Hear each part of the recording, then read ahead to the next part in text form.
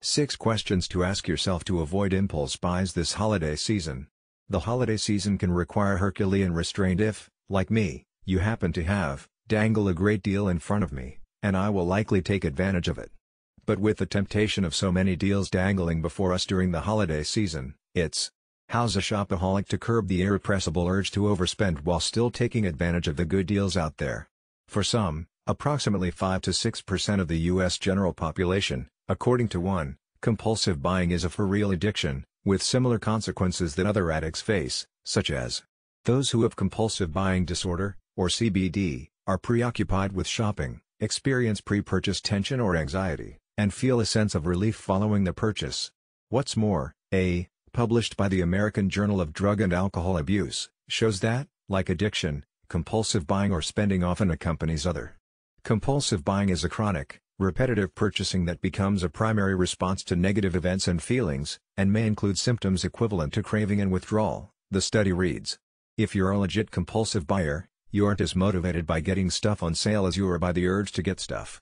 Compulsive buyers don't usually check how they can save on items, nor do they enjoy their purchase, explains Aviv Weinstein, Ph.D., an associate professor in the Department of Behavioral Sciences at Ariel University in Israel, and an author of numerous compulsive shopping and shopping addiction studies. The thrill of buying changes after the purchase, and the motivation is often a relief of depression and anxiety, rather than pleasure. April Lane Benson, Ph.D., psychologist and author of Says. For shopaholics, triggers are easy to come by, and the holiday season just amplifies things, says Benson, especially given the 24/7 of our shopping possibilities and the tailored and targeted way that we see ads based on what we bought before.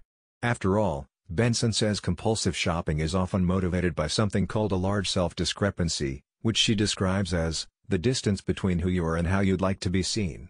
She says compulsive shoppers can also seek material things in order to fill a void, or feel better about themselves for a variety of reasons, including, even to deny the finality of death.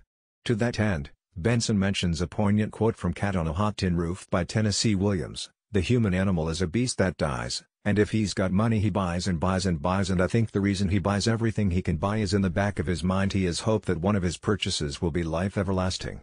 Which it can never be." All this said, those of us with shopaholic tendencies should consider approaching their holiday shopping with care.